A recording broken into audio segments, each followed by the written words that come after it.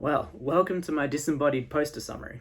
My name's Tom Chambers, and I'm in the thesis write-up stage of my PhD in the Adelaide University Atmospheric Physics Group.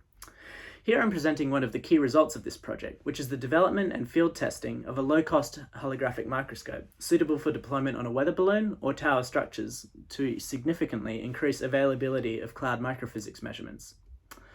Despite significant research efforts, clouds and precipitation remain one of the leading sources of uncertainty in climate and weather models.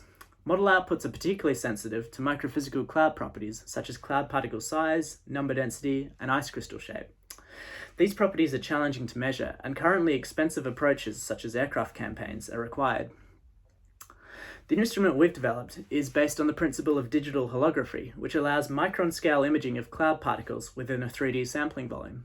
The instrument is capable of measuring particles with sizes ranging from roughly 3 microns to 3 millimeters in a 3D sampling volume of about 1 cubic centimeter.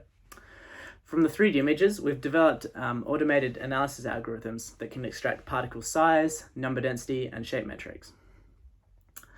We've tested this instrument in the field at locations such as the Snowy Mountains and Antarctica, but this poster is focused on the world-first balloon launch of such an instrument, which we undertook in August 2020 from a site north of Adelaide. The flight lasted roughly an hour, and the instrument was tracked with an RS-41 radiosonde and retrieved on landing.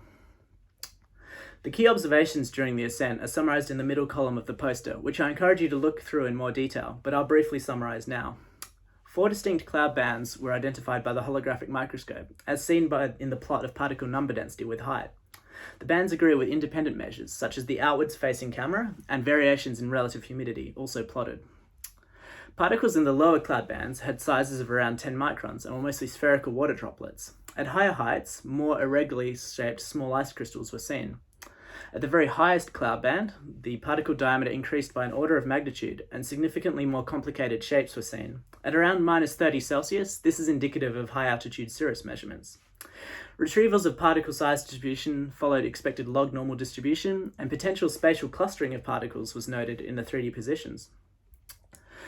The measured particle diameters agree well with those under similar conditions from aircraft campaigns, but the number densities were significantly lower than expected. High split back trajectories suggest aerosol contributions from both the Southern Ocean and continent, which may explain the lower values, more typical of maritime clouds. So, to summarise, we've developed and tested a low-cost, lightweight holographic cloud particle imager suitable for widespread deployment on towers or weather balloons to significantly increase the availability of cloud microphysical measurements such as particle size, number density, and shape. Thanks for listening to the summary, and please get in touch if you have any questions or comments.